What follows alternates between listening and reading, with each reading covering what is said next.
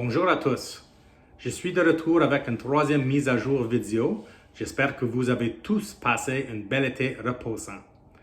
En ce qui me concerne, je me sens prêt à me remettre au travail pour la deuxième partie de notre projet. Aujourd'hui, j'aimerais aborder deux points avec vous. Premièrement, nous avons raison de célébrer après des mois de travail ardu. Le déploiement de la première phase de notre projet auprès des dernières institutions financières a officiellement eu lieu le 31 juillet. Toutes les institutions financières ont donc maintenant accès aux améliorations pour nos produits de solutions du fonds de roulement, spécifiquement le programme de garantie d'exportation, la marge pour garantie de cautionnement bancaire et la garantie de facilité de change. Cela signifie également qu'à ce jour, nous avons éliminé près de 1 million de dollars en efficacité de processus sur une base annuelle, ce qui dépasse nos attentes initiales et c'est que vous nous avez demandé de faire en supprimant les étapes de processus sans valeur ajoutée. Qu'est-ce que cela signifie pour EDC?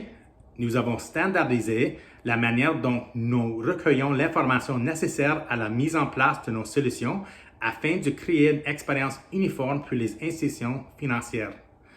Nous imitons maintenant des garanties d'une durée allant jusqu'à 36 mois. Cela allège les tâches administratives et diminue les points de contrat pendant toute la durée de la garantie. Nous acceptons maintenant la cote de risque et une analyse de crédit des institutions financières, ce qui signifie que nous ne dupliquons pas certains aspects du crédit. Cela contribue à améliorer les délais d'exécution d'EDC. Ainsi, nous simplifions, standardisons et éliminons la duplication pour créer une expérience qui est non seulement meilleure pour ceux d'entre nous qui travaillent avec ces produits, mais également pour nos institutions financières partenaires et ultimement pour nos exportateurs canadiens, ce qui est notre objectif premier. À titre de rappel, nous avons commencé le processus d'intégration des institutions financières en avril dernier et nous avons adopté une approche progressive qui fonctionne bien et nous a permis d'atteindre ce jalon. Cela témoigne de l'excellent travail réalisé par tous ceux qui y ont contribué. Merci.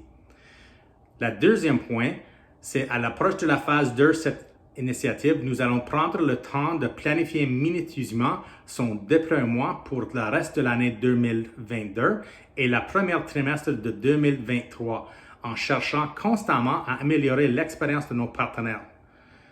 Merci. Restez à l'écoute pour des précisions sur la phase 2 lorsque j'enverrai mon prochain message cet automne. Et pour ceux qui regardent, oui, j'ai une chandail de Carleton. C'est à cause que ma plus ancienne fille a commencé l'université cette semaine. Donc, go Carleton, go. Merci d'avoir été là.